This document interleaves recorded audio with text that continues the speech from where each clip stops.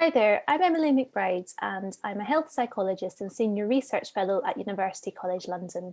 And it's a real pleasure to be here with you today to talk to you about the NHS Education for Scotland training programme, which is something that I took part in previously and really feel helped kickstart my health psychology career. So you may or may not have heard of this. Some people talk about it as the Scottish route or the funded route. And effectively what it is are trainee health psychologist posts that are embedded within NHS Scotland. And these are 2-year fixed term posts that are fully salaried at a level commensurate with clinical psychology training. So band 6 in the NHS. And they also cover all your BPS fees and they give you access to supervisors, meaning that it's less in terms of a financial barrier and you're really able to focus on your training. However, there are only 2 to 6 posts advertised per year, so it is highly competitive. But if you are successful, you will get a post that usually tends to be embedded in psychology, medicine and/or public health teams. And the idea is that you will work there full time and that will allow you to gain the experience necessary to write up your stage 2 portfolio across the 5 competencies that you're probably already familiar with.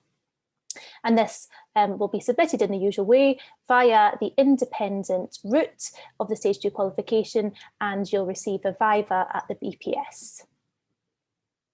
So I thought the best way to really give you a flavour of what this looks like in practice was just to talk to you about how I completed my training when I was there, with the caveat being that sometimes these roles can look quite different, and so when you're applying you should read the job description, which will give you an idea of the patient population and the sorts of departments that you'll be working in for your particular NHS trust.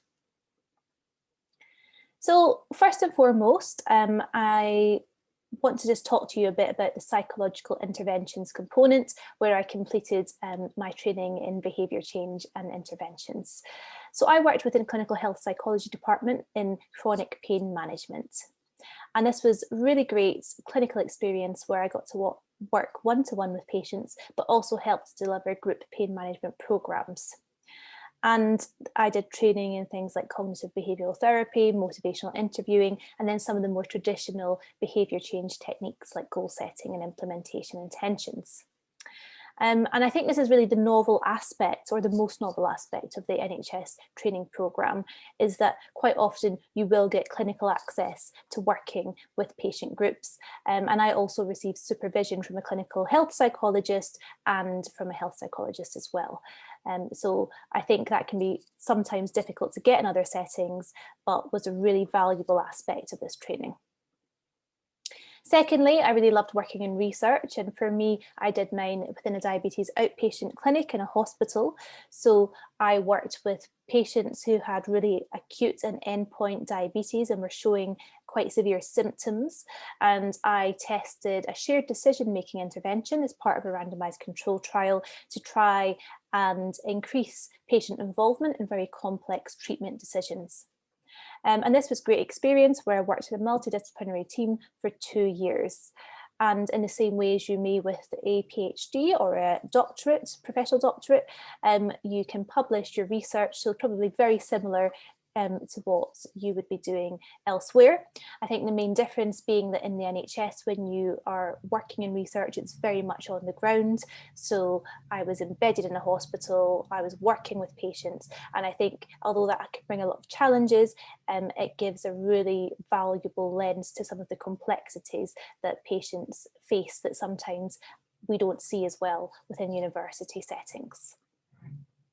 Thirdly, consultancy was something that I worked within the public health department for, and I was really pleasantly surprised at the demand that they had for health psychology skills. So I got a number of requests to help with different sorts of evaluation and to get involved in different projects there. And just some of the ones that I worked in were diabetes prevention and behaviour change techniques, and also things like stop smoking services. Teaching and training, I won't labour on, it'll be very similar to what you would do elsewhere, but I basically took on an honorary contract at University of Stirling and the University of Edinburgh, where I would deliver psychology and behaviour change modules to either psychology students or medical students. And I also work within the NHS to deliver these types of training to healthcare professionals and upskill them. And last but not least, generic professional is something that you will just gain from doing the job in NHS for 2 years. So you're constantly faced with decisions where you need to work autonomously, you've got to work within ethical boundaries, you've got to make tricky decisions. And what you'll find is at the end of your 2 years, you can just use the overall experience that you have gained to write up your portfolio without having to do anything too additional. So if you're thinking about this route as a possibility, it's really worth weighing up the pros and cons.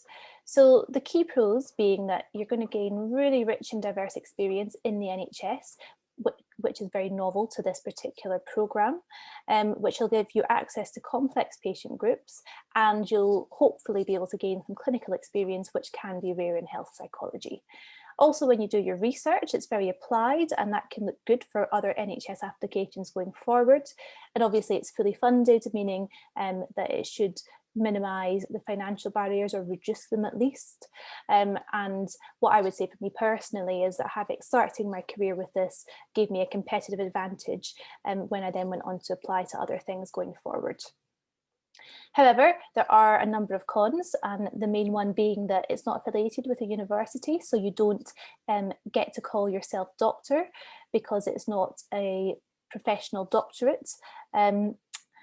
And that's particularly important probably if you are interested in a research career where there might be a PhD could be a superior option to that. There are a few posts available, so obviously it is competitive, and you would have to be willing to relocate to Scotland if you don't live there already. And although things are getting better in terms of posts for, when you're qualified as a health psychologist, there's still sometimes it's no guarantee that you would get a qualified health psychologist post on completion of your training, although the track record for people who have come out of this route is much higher than a lot of other routes in this respect. So something that I get asked about quite a lot is, what did you do before your training to get onto it, and then what have you done after? So I'm just going to very briefly talk you through the sorts of roles that I've held.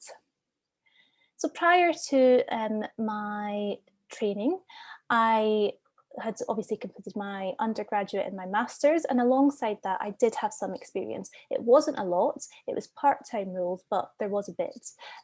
So I worked, for instance, in an NHS-based service to reduce social isolation in elderly populations, doing low-level intervention delivery. And I also held a number of paid and voluntary positions alongside that. Then after completing my training, what I first did was I went on and I qualified as a health psychologist. I joined UCL, where I still am now. And when I was a qualified health psychologist, what I was really keen to do was to build on some of my research skills, but do this in a very applied way. And the role that I had at UCL really focused in terms of working with the NHS. I was working in cervical cancer prevention and looking at trying to reduce anxiety in people who were receiving cervical cancer test results. So that suited me well to have that very much more of an applied role. And I used my contacts there to apply to something called an NIHR fellowship, which is the research arm of the NHS, to award me a sum of money to allow me to do a PhD and then do a number of research studies over the next 4 years, which I've only just very recently completed. But I used this as an opportunity when I was at UCL to try out different roles alongside. So I did secondments and I went to different places. So for example, I worked in the Department of Health and Social Care in a government-based role. I also went abroad to Canada at McGill University and to the USA at Yale University, where I worked in their health and clinical psychology departments, which gave me really quite varied experience, and also took on some consultancy work. And now that I just have completed my PhD at the end of last year, I'm going to continue doing some work as a senior research fellow at UCL, but on very much reduced hours, because I'll be starting a new post in the NHS at St Thomas Hospital in a couple of months' time in their pain management service. So I've sort of looked back to where I was when I was starting in the NHS, however, with lots of other valuable experience under my belt as well. And I just want to highlight some of the other posts that I've gone to, and the reason I'm doing this is just so you can see the diversity, maybe in terms of inspiring you about where you might like to apply. So there were other posts that I got offered that I didn't take up. And what I should also really want to emphasize here is that I've had a number of rejections. So these are just a few of them. I think quite often when you see someone who you perceive to have done quite well, it's really important to recognize that there will be a number of rejections behind any CV. And that is especially prevalent when you're at the beginning of your career. So I still get rejected now, but it's less frequently than when I was at the beginning. So I think it's really, stick with it and be persistent and recognize if you're getting rejected at the moment, that's a really normal part of the process. And if you stick at it, eventually something will come off. It's just a bit of a numbers game at that point. So as you decide where you want to go in the next stage of your career, if the NHS education route is for you, applications usually open around September or October time, and they're only open for 2 weeks, so be prepared, otherwise you might miss it. And if you have any questions, feel free to drop me an email, or there will also be a Q&A session at the end where I'm very happy to chat there. So thanks so much for listening.